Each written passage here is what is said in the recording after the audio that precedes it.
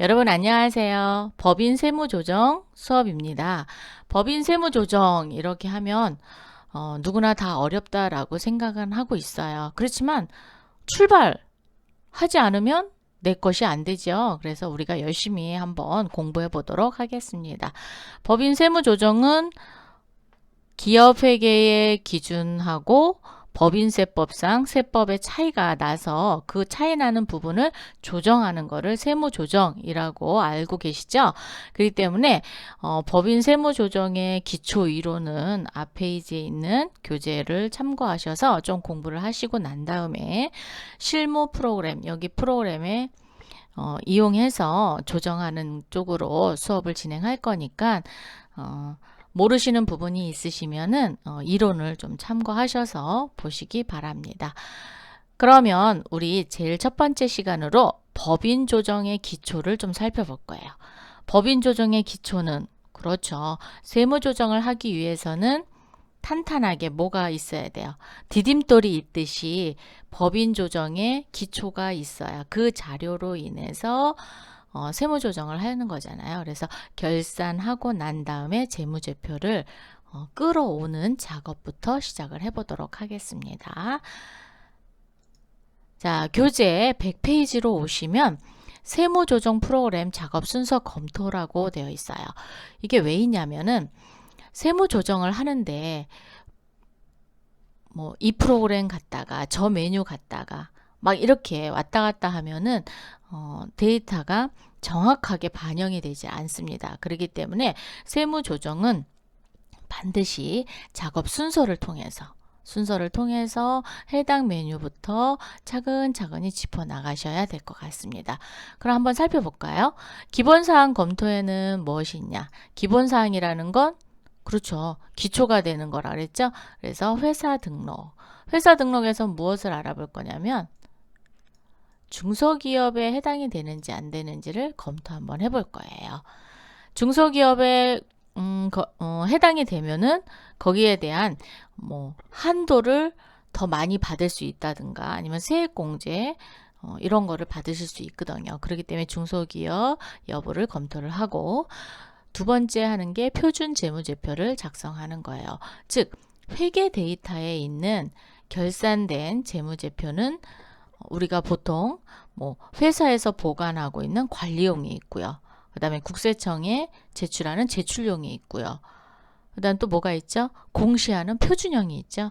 그래서 우리가 법인 조정을 할 때는 표준 재무제표를 가지고 할 거기 때문에 표준형을 끌고 올 겁니다. 그래서 그 끌고 오는 걸로 인해서 신고 기초 서식에 반영을 시킬 거고요. 법인세 비용 여기서 처분할 거예요.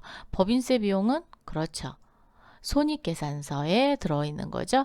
그 손익계산서에 있는 법인세 비용을 송금 불산입하거든요. 그렇기 때문에 그 부분을 처분하고 넘어가도록 할 거예요. 그 다음에는 이제 자본금과 적립금 조정명세서를 작성을 하는데 자본금과 적립금 조정명세서에서 봐야 되는 거는 올해 게 아니라 전년도에 부인한 금액이 무엇이 있는지를 보고 그걸 먼저 검토를 하셔야 돼요. 그래서 각 세무 조정을 할 때 그 부분을 갖다가 입력을 시켜 주셔야 되거든요. 그렇기 때문에 이 전년도 부인액을 꼭 검토한다. 중소기업 기준 검토표로 인해서 중소기업에 해당이 되는지 안 되는지를 검토하는 작업까지 이어집니다. 이렇게 기본사항을 검토하고 나서 수익 금액을 확정을 질 거예요. 자, 수익 금액이란 우리 회사의 수익, 몽땅 수익을 다 더한 걸 얘기하는 거죠. 그래서 수익금액 조정 명세서라는 걸 작성을 합니다.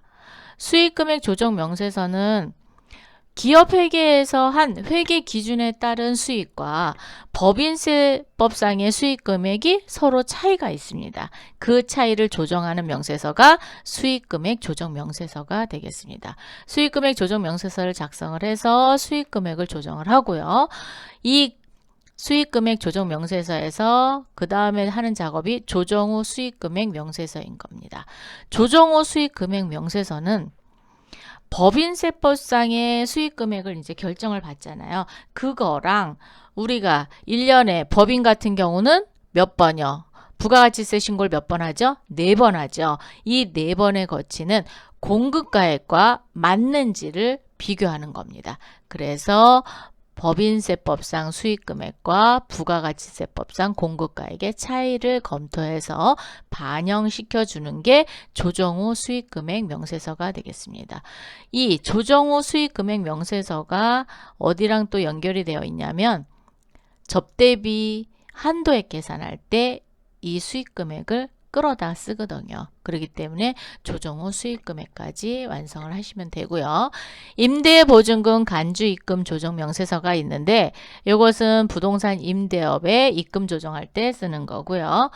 수입 배당금 명세서는 배당금 수입에 있어서 입금 조정하는 명세서가 되겠습니다. 그래서 저희는 다 하는 게 아니라 수익금액 조정 명세서와 조정 후 수익금액 명세서를 한번 작성을 해볼 거예요. 자, 그러면 밑으로 좀 내려서 이번에는 그렇죠. 각 과목별 세무조정. 여기가 이제 가장 많은 부분을 차지하고 있습니다.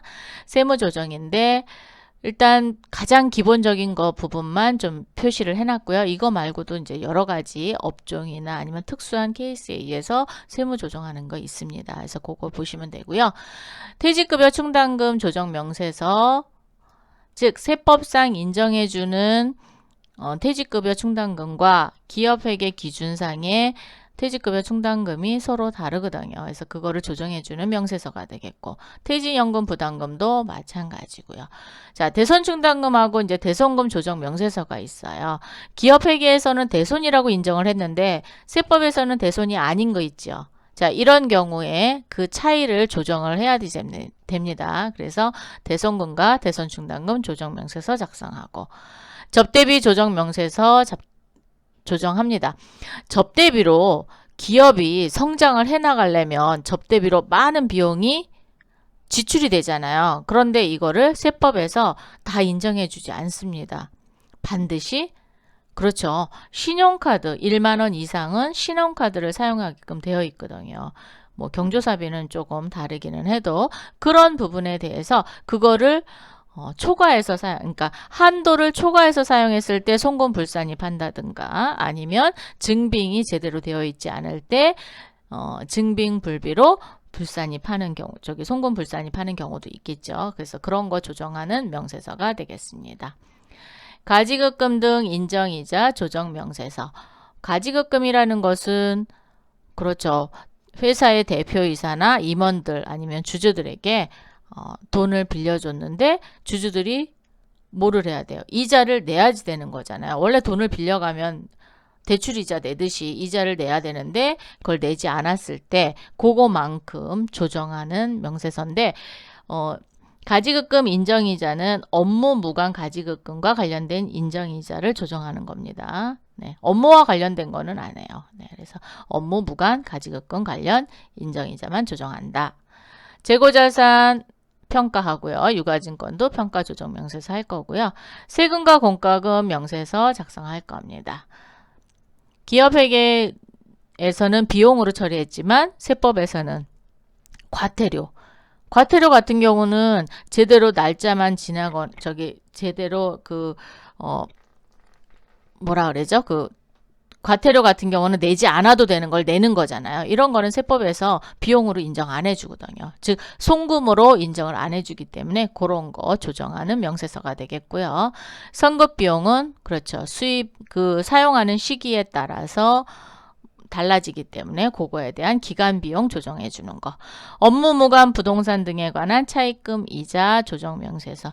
예, 반드시 업무 무관입니다. 네, 무관에 대한 차입금 조정 명세서. 건설 자금 이자 조정 명세서. 감가상각비 조정 명세서. 이런 것들이 여러 가지가 있는데 요거를 한번 차근차근히 한번 해볼 겁니다. 그래서 세무 조정이 있고요. 자, 수익 금액을 확정하고 각 세무 조정을 해서 더하기 빼기 이런 거를 하고 난 다음에 그렇죠. 소득금액이 드디어 확정이 됩니다. 소득금액이 확정이 되면 소득금액 조정 합계표 또는 명세서를 이용해서 차이를 정리를 하고 그런 다음에 원래 기부금 조정 명세서는 세무조정의 일부입니다. 그런데 왜 밑에 있느냐? 소득 금액이 확정돼야지만 기부금 조정 명세서를 할 수 있어요. 그래서 밑에 와 있는 겁니다. 그래서 기부금 조정 명세서 이용해서 명세서 확인하고, 그러고 나서 이제 생성되는 게 과세 표준 및 세액 계산이 되겠습니다. 과세 표준 및 세액 계산하고 나면 공제감면 있는 경우 계산해 줘야 되죠. 가산세 더해줘야 되고, 원천 미리 납부한 세금은 빼줘야 되잖아요. 그래서 가감을 하고 난 다음에 확정되는 게, 자, 확정되면 이제 법인세가 확정이 되죠. 법인세가 확정되는 그 서식이 법인세 과세 표준 및 세액 조정 계산서가 되겠습니다.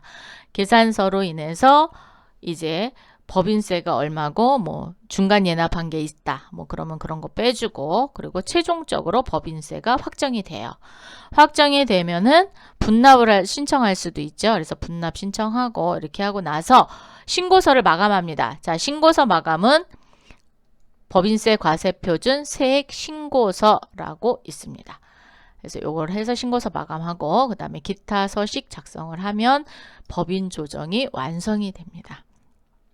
이렇게 해서 법인 세무조정은 순서대로 작성을 하셔야 된다라는 거 기억해 두시면 좋을 것 같습니다. 그러면 예제를 통해서 한번 알아보도록 하겠습니다. 자, 첫 번째 회사 기본사항 등록이라 그랬어요. 회사 등록사항은 각 세무조정할 때 영향을 미치므로 반드시 언제 해요? 사전 항목을 정확히 입력해야지 됩니다.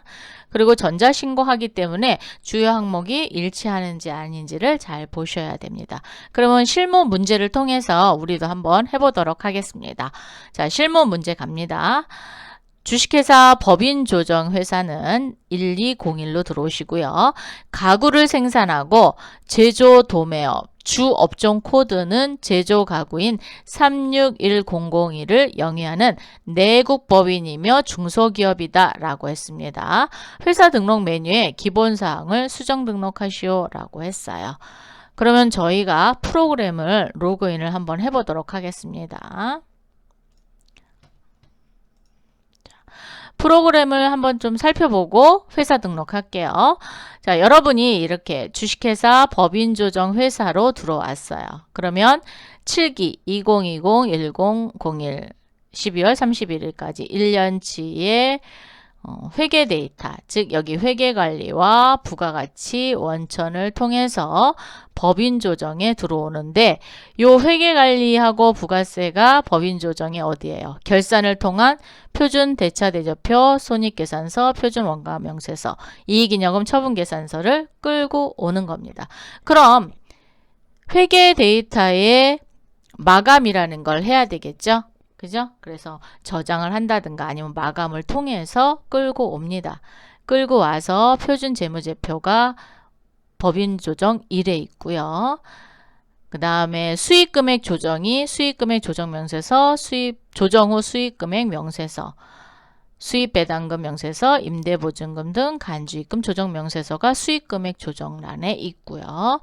소득 및 과표 계산하는 소득금액 조정합계표, 그 다음에 입금불산입 조정명세서가 여기 과표 계산에 있습니다. 그리고 이제 여러분이 이제 가장 많이 하시는 과목별 세무조정이 퇴직급여 충당금 조정명세서부터 업무용 승용차 관리비용 명세서까지 있는데, 요 기부금 조정명세서는 요 법인조정 2에 보면 법인세 과세 표준 및 세액 조정 계산서가 있어요. 여기를 먼저 작성하고 그 다음에 기부금 조정 명세서를 작성해야 된다라는 것만, 그 순서만 잊지 않으시면 될 것 같습니다. 그래서 과목별 세무조정을 다 하고 나고, 그러면 공제 감면, 그 다음에 세액 조정 해서 공제 감면 세액 및 추가 납부 세액 합계표까지 작성을 하시면 됩니다. 그리고 감가상각비 조정 명세서는 여기 별도로 이렇게 떨어져 있어요. 그래서 미상각 자산, 감가상각 조정명세서 작성하고 양도자산에 대한 것도 조정명세서 작성하고 감가상각비 조정명세서 합계표를 작성해서 감가상각도 완료를 합니다. 그런데 여기 고정자산 등록은 회계관리에 나와 있는 고정자산과 동일합니다. 그래서 그대로 회계관리에 이미 내가 고정자산을 등록해 있다. 그러면 그대로 끌고 옵니다. 그렇기 때문에 요거는 회계관리에 있는 고정자산 등록과 똑같다라고 생각하시면 됩니다. 기초정보는 여기 회사 등록이 있죠. 그래서 회사 등록부터 우리는 살펴볼 거예요. 그리고 법인조정2에는 뭐가 있는지 좀 살펴볼게요. 법인조정2에는 자, 법인세, 과세표지 및 세액신고서. 이거 전자신고할 때 필요하다고 그랬죠? 그래서 있고, 그 다음에 법인세 계산하는데 조정계산서가 필요하고요. 최저한세 조정계산서가 있어요. 회사에서 세금을 이제 그러니까 세액공제나 감면을 받는데 최저로 내야 되는 세금이 있는 거예요. 그러니까 최저로 그걸 뭐라고 하죠? 기본적으로 내야 되는 그런 부분이 있잖아요. 완전히 다 공제해 줄 수는 없잖아요. 그래서 그렇게 최저한세 조정명 계산서를 통해서 법인세 계산을 또 하거든요. 그래서 그런 메뉴가 여기 법인조정2에 있고요. 원천세, 납부세액, 명세서. 즉 미리 납부한 게 있으면 그쵸. 법인세 낼 때 빼줘야 되잖아요. 그리고 가산세. 혹시나 내가 우리 회사가 무언가를 저촉되는 부분에 대해서 냈을 경우에 그럴 경우에 가산세 내야 되니까 가산세 계산서. 그 다음에 중간 예납 신고 납부 계산서가 있어요. 그래서 중간 예납 할 수 있잖아요. 그 부분도 작성하셔서 끌고 오실 수 있습니다. 그리고 신고 부속 서류에는 중소기업 기준 검토표가 여기에 있고요. 자본금과 적립금 조정명세서가 신고 부속 서류에 있습니다. 그래서 이렇게 법인조정 1과 법인조정 2로 이루어졌다. 그런데 실제로 회사 가서 보시면 이거보다 훨씬 많습니다. 네. 그래서 그런 거는 회사마다 그 회사의 특징이 있잖아요. 그렇기 때문에 그 회사에 맞게 조정하시면 되니까 너무 처음부터 위축될 필요는 없습니다. 자, 그럼 법인조정 1에 오셔서 우리 회사 등록부터 한번 열어볼까요? 자, 회사 등록 열겠습니다. 열어서 우리 주식회사 법인조정 거죠? 네, 법인조정 거 오셔서 7기고 자 살펴봤어요. 살펴봤더니 여기 법인구빈 누래요. 자, 여기 제조와 도매의 업태를 가지고 있고 종목은 가구예요. 그리고 주업종은 361002 라고 되어 있죠. 그래서 주업종 우리 회사에서 가장 많이 만들어서 파는 업종이 되겠습니다.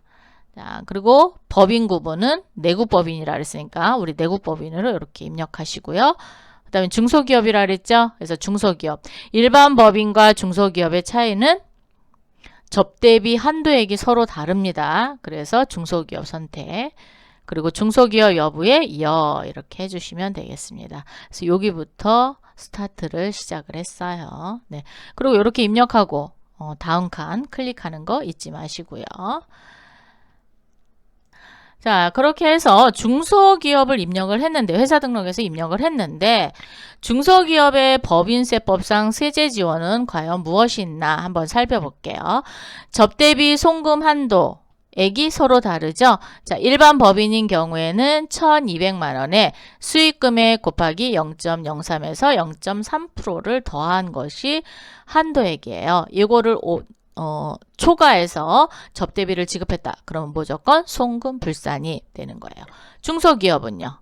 3,600만 원입니다. 3,600만 원이고요. 개정세법 올해 2020년 개정세법입니다.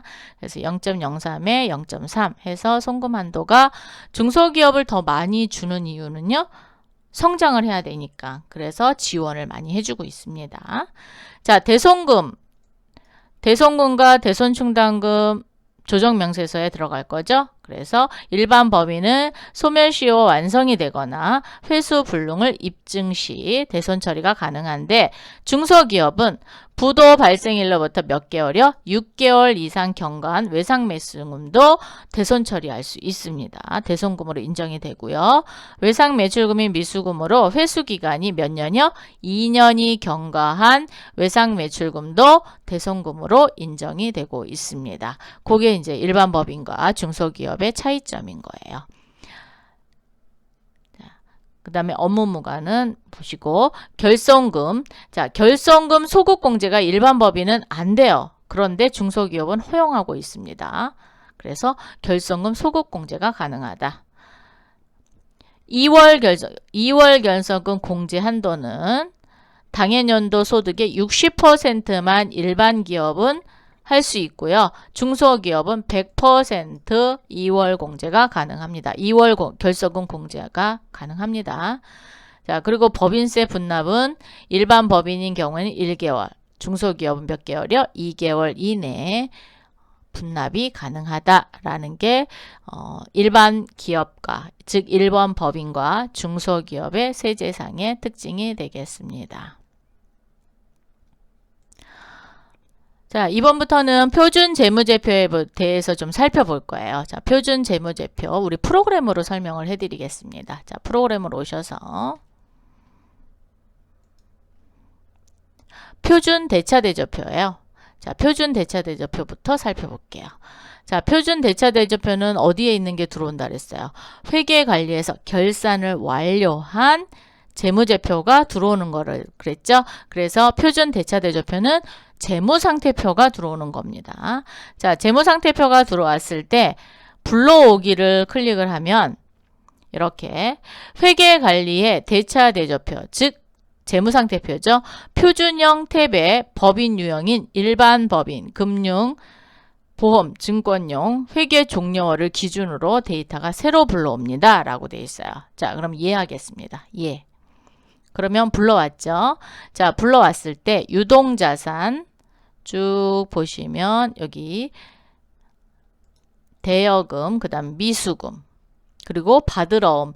요 받으러옴 잔액, 요 잔액이 나중에 어디서 사용되는 거냐면 대손충당금 잔액 끌어올 때 요거 끌어서 쓰는 거예요.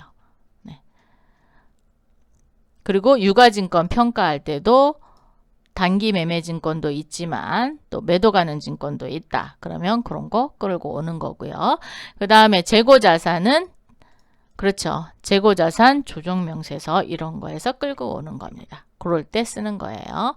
그 다음에 쭉 한번 보시고 자, 그래서 얘는 저장 한번 누르겠습니다. 항상 불러오면 저장 눌러주셔서 완성을 시켜주시면 됩니다. 네. 이번에는 표준 손익계산서예요. 자, 표준 손익계산서 매출액부터 시작해서 상품, 국내 상품 매출액이 있고 국내 제품 매출인데 수출이 지금 여기 안 돼 있고 공사 수익, 공사 수익 금액이 있네요. 네. 자, 이렇게 해서 쭉 하는데 불러오기 한번 할까요? 얘도? 네. 불러오기 한번 해주세요. 불러왔죠?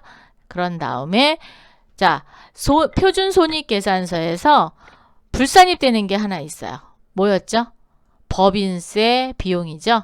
그래서 법인세 비용을 이 3,050만 원을 표준 손익계산서 들어왔을 때 조정 등록을 하고 갈 거예요.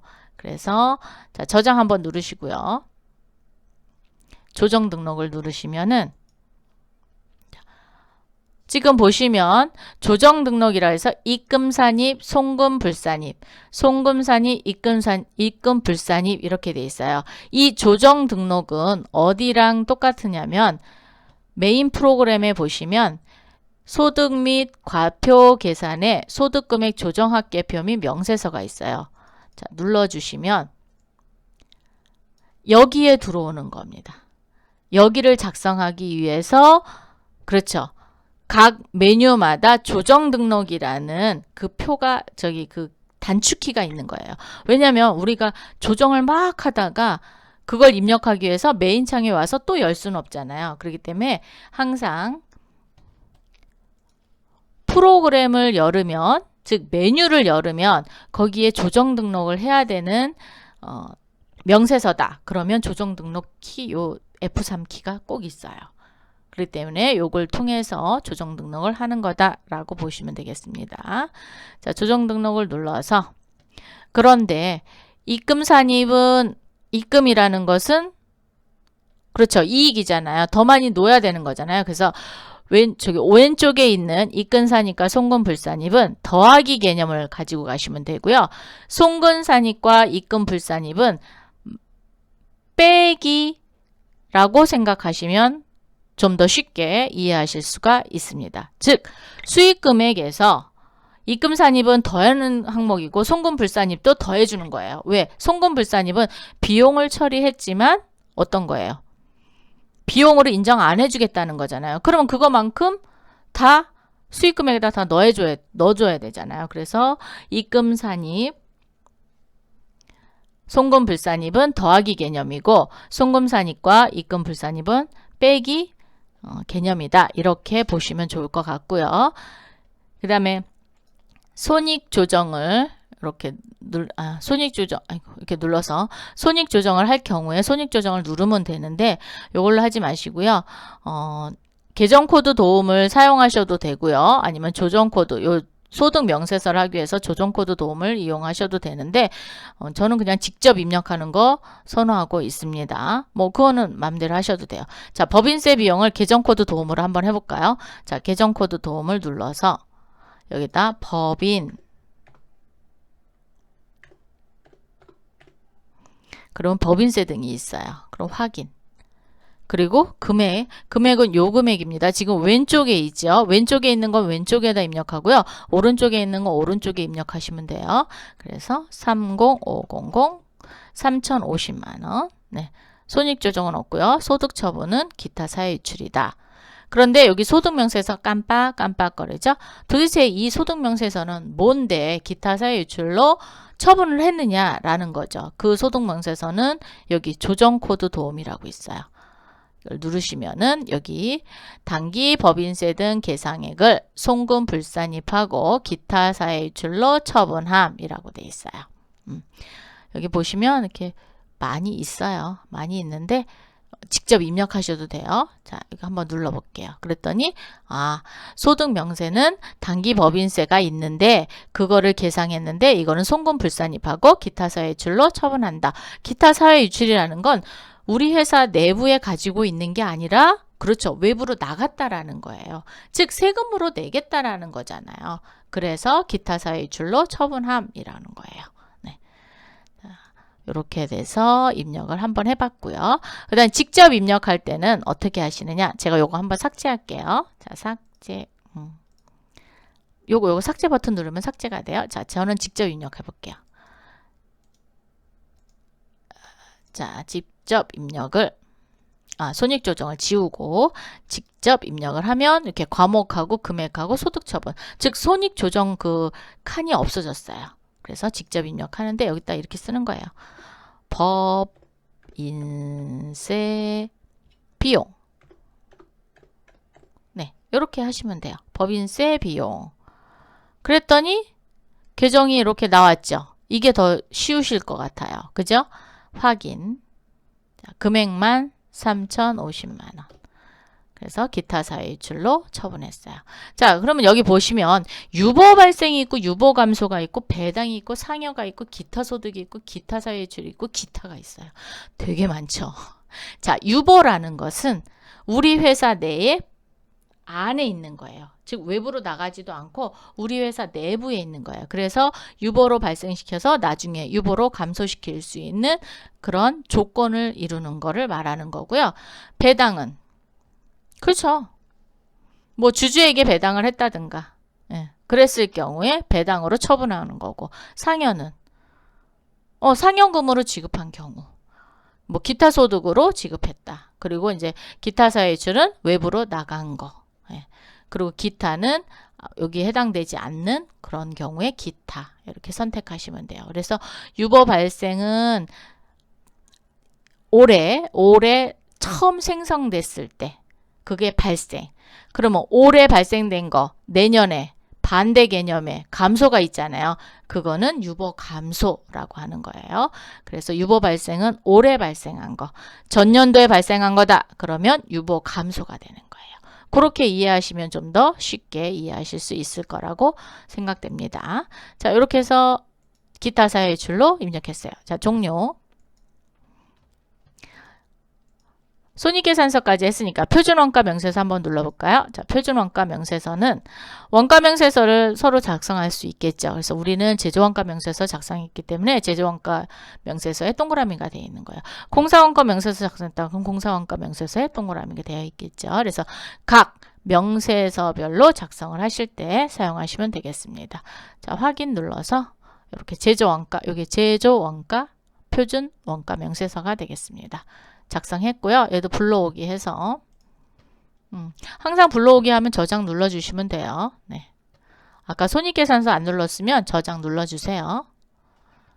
자, 그다음 이익잉여금 처분계산서. 이익잉여금 처분계산서는 불러오기를 하면 재무제표에 있는 즉 이익잉여금 처분계산서가 불러올 거예요. 그렇기 때문에 하시면 되고요. 그 다음 여기는 처분일을 넣어주셔야 돼요. 여기 처분일 넣어서 2021년 2월 28일 날. 처분 확정일은 그렇죠. 주주총회에서 올해 수익, 올해 그 당기순이익 즉 잉여금에 대해서 어떻게 처분하겠습니다. 라고 하고 주주총회 날 결의하죠. 그리고 땅땅땅 해서 이렇게 처분하겠습니다. 라고 하는 날, 그 날짜를 쳐주시면 될 것 같아요. 이거 지급한 날짜 아닙니다. 그래서 결정된 날입니다. 자, 그래서 2021년 2월 28일 해서 확인 이렇게 해주시면 될 것 같습니다. 자, 이렇게 해서 기초정보관리에 대해서 해봤고요. 표준 재무제표에 대해서 작성을 한번 해봤습니다. 이번 시간은 여기까지 하고요. 다음 시간에 또 뵙도록 하겠습니다. 수고하셨습니다.